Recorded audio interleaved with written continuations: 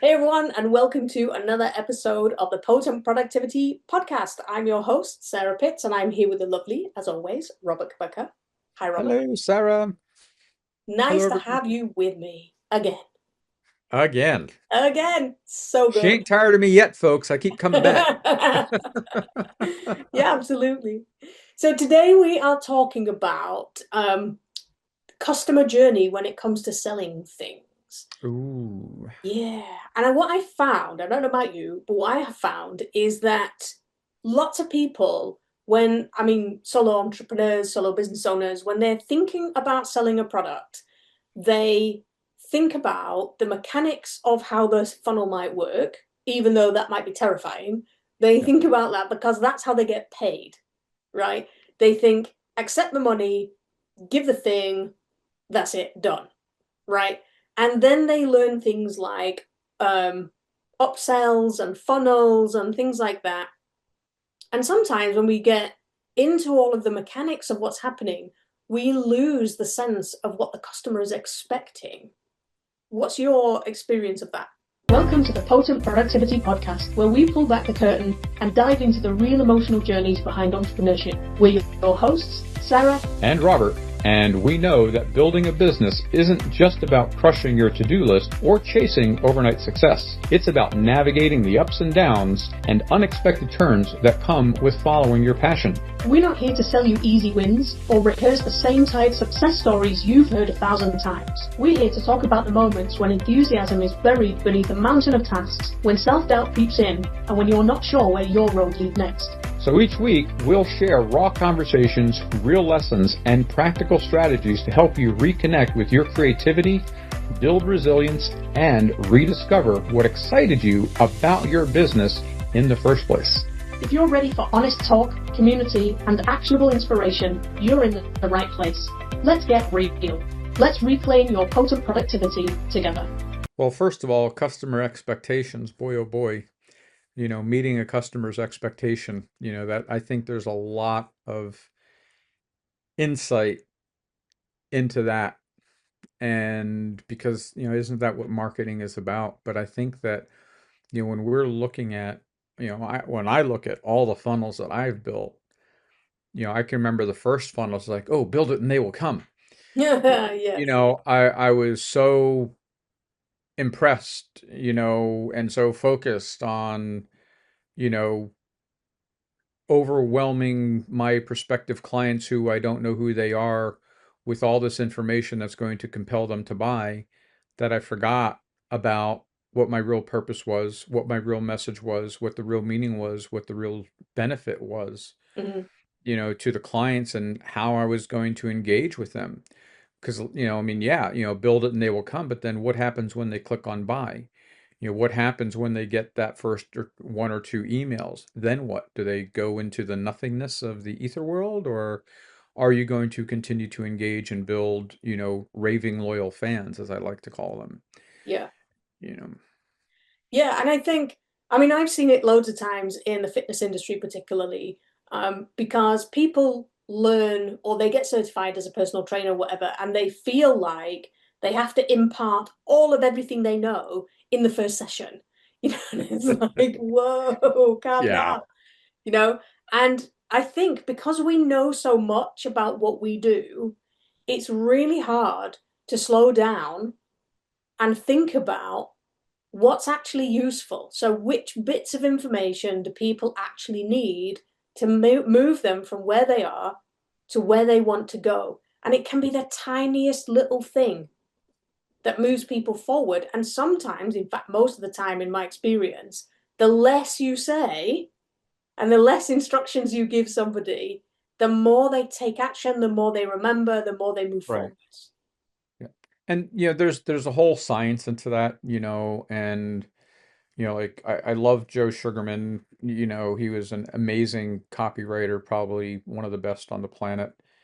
And it wasn't about what you're telling people what to do next as much as it was about being able to get them to feel a certain way that invokes a spontaneous action within themselves.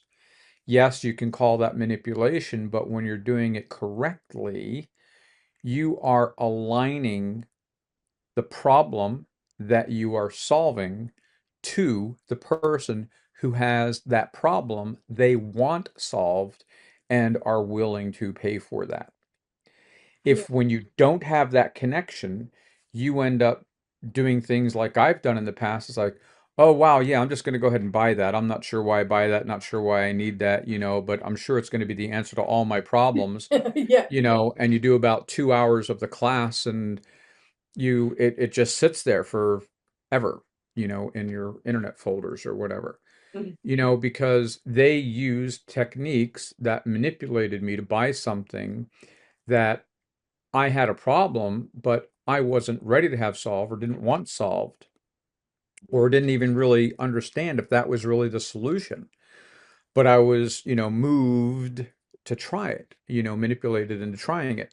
And that's been always one of my quirks about, marketing and sales, is that I thought that I needed to be a manipulator, a shyster, a cheat. I needed to get someone to do what they didn't want to do so I could make money. Where did where I was going to say, where did I get that? I got that idea from, all these other idiots who were doing that, Mhm. that were manipulating all these people making millions of dollars.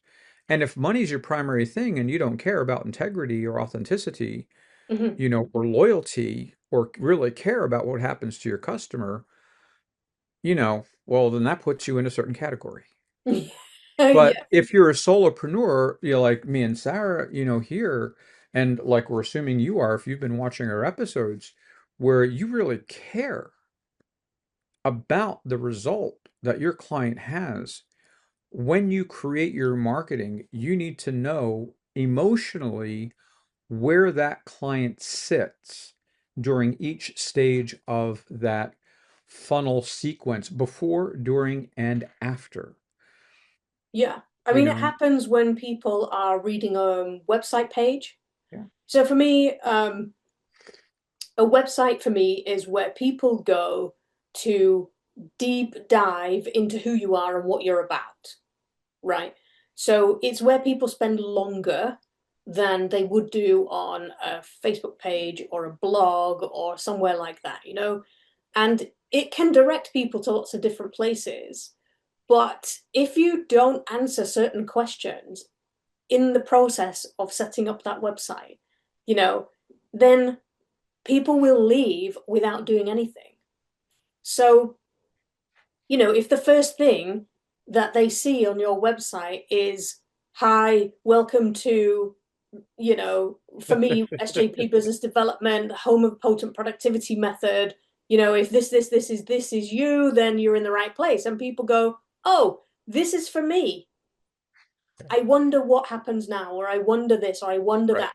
And right. it's for me, the customer journey or the giving people meeting their expectation is understanding what their questions are, or what their Hmm. questions might be, or what they want to know at a certain point in time.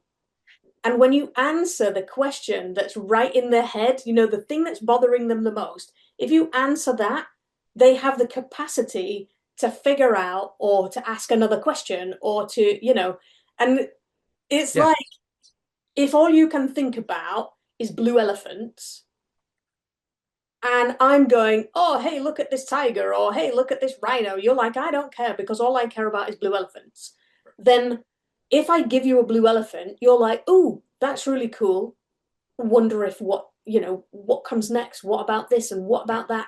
And for me, meeting those expectations is understanding what those questions are, understanding what they're wondering, understanding how to direct them where to go next, Mm, that kind of stuff is a customer journey. It's not just about yeah. how do I get them from not knowing who I am to buying something. It's about understanding the way they think, Mhm. you know?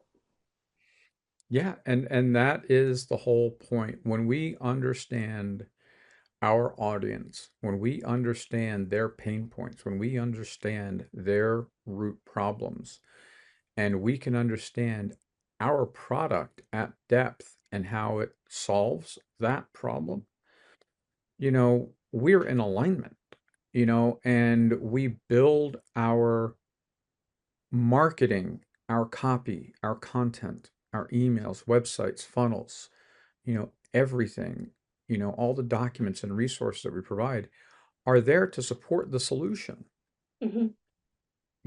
and because like you said, if all I'm thinking about, is, tigers and you're selling blue elephants, it's just not going to work.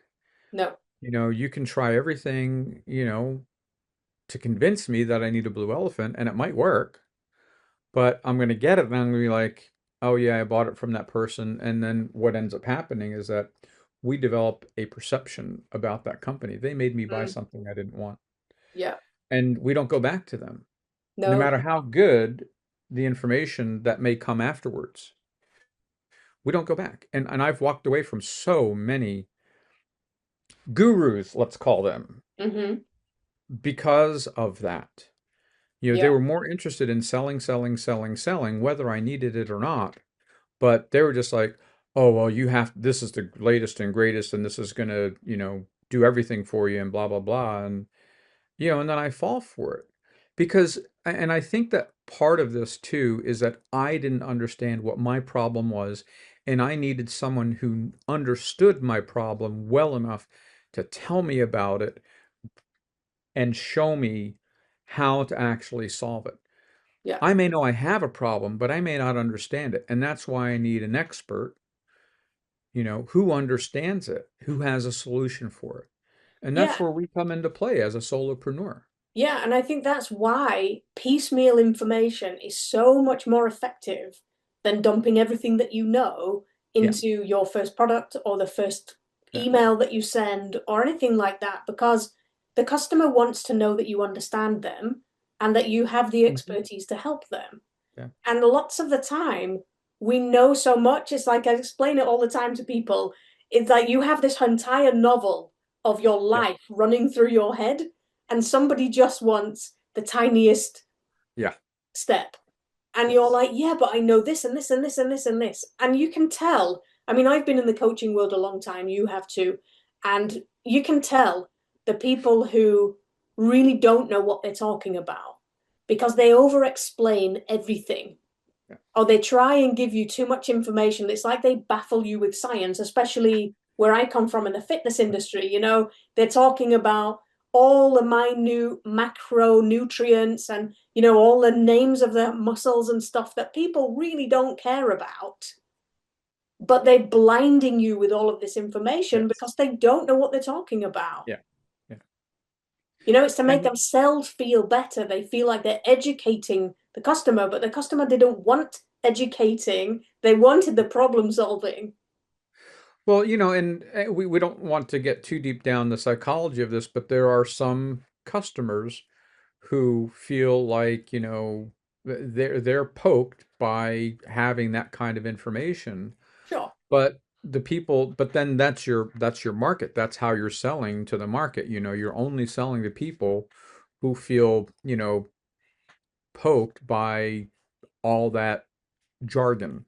Mm-hmm. But the people who really need the solution, who really have the problem, they're not going to buy. They're not going to fall for that. No. And it may well be that further down the line, you can tell them the ins and outs of why they need to do it and the science behind it and all the rest of it. But But right up front, starting out, most of the time, people don't need that. no, no, we don't. It's like if I like for my chocolate business, if I remember it's like when I really started digging in with the chocolate shop and I started learning about the deep science of sugar and all these technical names and how many different kinds of sugars there were and blah Mm. blah blah and I started talking about this to some people and their eyes just start to glaze over. And here Yeah, I am all impressed with myself because, oh wow, I know all this technical jargon about sugar and about, fermenting and blah blah blah blah blah blah blah. yeah, And it's like, dude, I just came in here for a piece of chocolate. exactly. Exactly. That's exactly it. It's just like I'm like, oh, well, you're Yeah. boring. Go buy your chocolate and yeah, because I was so full of it in my own head. I was so sold.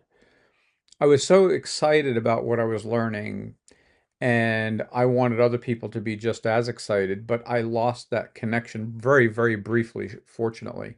Hmm. But I lost that connection where of understanding what it was the client really wanted. The client wanted a little bit of understanding about what they were buying so they could appreciate what it's like to buy a $20 bar of chocolate, Hmm. or something like that, as opposed to really knowing all the science underneath it, and what happens if the cacao grows, if it's 2 degrees hotter, what happens to it, blah, blah, blah, blah. It's like there are people who do appreciate that, but that's not who the general market was. And once I started to understand that there were different tiers of understanding in my niche of that chocolate world, then I could start talking to these different niches within that, you Exactly. know, and create that understanding where they would have that appreciation, But you're right, starting out of the gate with all the technical stuff or just whatever it is, the dump truck, bringing the dump truck to the first conversation, Yeah. it's like going on a date with somebody and telling them your whole life story in 15 minutes and they're like, thank you for the drink, see you later. Yeah, exactly. Yeah, yeah. Yeah, or jumping straight to having children. It's like, whoa, stop. Yeah, right, Yeah, it's like, ah, yeah. I thought we were So, just I gonna have a mean, conversation. yeah, for me, it comes back to that whole idea of understanding your customer and knowing them better than they know themselves. And it doesn't stop Yes. when they pay you money. No, can't. Is the people think so many times that all they have to do is get them from not knowing who you are to paying you money, and that's all the relationship you need. Yeah. But that's just the start. If you want to develop a really deep relationship with these people so that they keep buying from you, then you need to understand how they operate in their brains. What makes them tick, what makes them want to know more, and how can you put that in an order that makes sense to them at the Right. time? Yes. That goes back to that right thing, right time. Yes. You know, so yeah, so for me, it's frustrating how often people don't consider what the next step is or what questions need answering or something like that. And I'm so guilty of it myself because it's really hard to do it when it's your Right, right. business, And I think that, it's like we have tools now at our fingertips, as it were, that can help us dive deep into this. Hmm. Copy and content AI, which is brilliant, but other forms of AI, we can use these tools to help us dig in to understanding what the problem is, and how to align our product to solve that problem. Yeah. Because my job as a solopreneur, I think that the most important job I have more than trying to sell something is to understand who my client is, Hmm. understand what they want and when they want it. When not just when they want it, when are they ready for it? Yeah. How many times have I bought something, from, the gurus, as it were, way in advance of not needing it because they poked. Hmm. Buy it now and you'll get $1,000 off, Yeah. and you buy it and you're still at level 1 and you just bought level 10 Hmm. Yeah. and you don't even know if level 1's going to work for you yet. No, no. And I think this is where the whole idea of tracking comes in. I mean, that's a totally different conversation. We'll Mm. probably have that sooner rather than later. But there's so many solo entrepreneurs, and again myself included, that just don't look at the numbers. I mean, I started doing that and I started really trying to problem solve why things don't work and what the zeros mean and, all that kind of stuff. And now I think it's quite fun to Yeah. try and solve the, like the little issues and like try and tweak things so that I can improve things small, on a small level. But every time I do that, I'm improving the customer journey. I'm improving that customer experience, you know? And rather than looking at it as like, oh God, numbers, who wants to look at that? That's really boring. It's like, actually, if I put the work in to figure this out for my customers, then they will just keep coming back. And I, Yep. like you, I'm more than willing to go to bat for my customers and do all of the work so they don't have to. It's just where I put that work in Yeah. and what impact it has on them. Mm. So true. Yeah, I completely agree. I have nothing to add to that. Okay. Yeah, I mean, it's one of the reasons why when people come to me, we do like a 2 hour thing, and I look at their business, like where everything is, what's going on, all of that kind of stuff. We look at their goals, what they want to achieve, what they can stop doing, what they can start doing, and then we map out their next steps. And it always includes a big picture map so they can see the whole entire thing that's broken then down into phases. So it's like, well, that seems like a lot of work, but what's my first step? What do I need to do first? Like the milestones, you know? But on the other side of that is always a customer journey map. Like, when do the people need what? Like, so a few months ago, I did a scavenger hunt. And Yeah. I had never done a scavenger hunt in my life, let alone trying to put one online, which I thought was hilarious and stressful at the same time. Um, but I had to figure out in my head, I had to really plan out, okay, what's this going to look like? What do I need to have ready? Because what my customers will need to know what's happening next. They'll need to have the pieces in place so that they can just enjoy the experience, right? And it was one of the best things I've ever done. It was so much fun actually delivering it. I mean, you were there, so you can attest to that. But, the mechanics of how it was going to work and having to think of it from both sides really was powerful for me. Absolutely. And being innovative to an extent where you are engaging, your potential audience and making it fun, y- you know. And yeah, I have a problem. I need a solution. And oh my God, I need a solution. Oh wait, what's a scavenger hunt? And it's like next thing you know, you're having fun finding a solution. Mm-hmm. And there are so many different ways to do that. And you spent a lot of time understanding ways to connect with your audience. And it's like, because, you don't want something that's just, humdrum, boring, it's like blah, blah, blah. No, why? No. We want to engage, we want to connect, build those relationships. It's the relationships that create the loyalty that creates those, the loyalty that creates the loyal clients, Mm-hmm. they will always follow you, as long as you don't abuse them or disrespect them Yeah. by always trying to force them to buy stuff that they don't want. Yeah. It's Yeah. respecting where they are on their journey. Like we said Mm-hmm. earlier, where are they on this journey? And what product or service do I have that meets them where they are, that will take them where they want to go? Yeah. That's the chunk, Yeah. that's the chunk. And I you mean, can always be adding on to that, and swapping out pieces of that as it oh, goes. yeah. I mean, I Yeah. always feel like it's somebody who is terrified, maybe they're scared of heights or something. You don't try and drag them up the tallest building you can find straight away and expect them to be okay. They might go because you bullied them into it, but they'll never go again. Right. And they'll run away from you next time you try and talk to them, even though if you want to say hi. I mean, I remember walking around the gym floor when I was doing personal training, and I had personal trainer plaster all over my t-shirt. And everybody that saw me coming was like, I don't want to talk to you. Has she gone yet? Can I just pretend that I'm not here? And because they didn't want me to try and sell them something, Right. right? And it's the same when you're online. But for me, it's like sitting down next to the person that's terrified and going, tell me what I can help with. Yeah. You know, what do you need? How do I need to show up for you? And then if you're going, well, okay, you need to go up this building, but how about we just go and stand in the doorway? And we make the journey to the doorway really fun. People Yeah.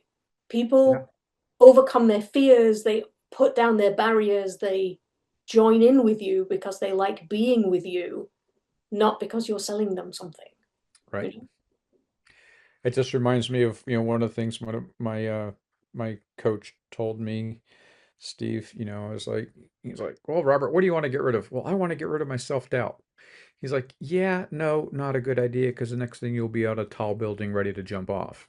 Mm, And it's like having self-doubt serves a purpose, and just getting rid of it, thinking that that's going to be the solution to everything, it just very well may create more problems than it solves. mm-hmm. And so understanding, like you said, it's like he wasn't pushing me, forcing me to do something. There are these other coaches that will do things like that for you.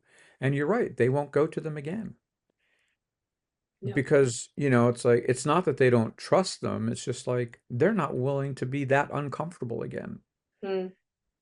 And you know? just comes down to the experience Yeah. that the person is, the customer Yes. is Yeah. having, Yeah.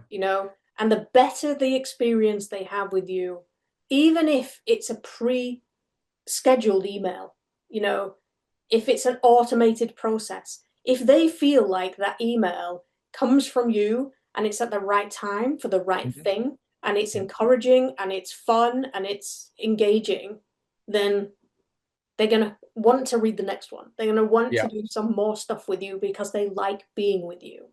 Yeah. And isn't that what it's about? Mm-hmm. You know? So, I mean, I got in business. Oops, sorry, dropped my little rock here. Um, it's- I got into business because I wanted to, well, I wanted to make money, but I wanted to have fun. I wanted to have fun. I wanted that sense of freedom, that sense of enjoyment, playfulness that seems to align with helping people help themselves. Mm-hmm. You're helping people have a solution that somehow improves their life. What's not fun about that?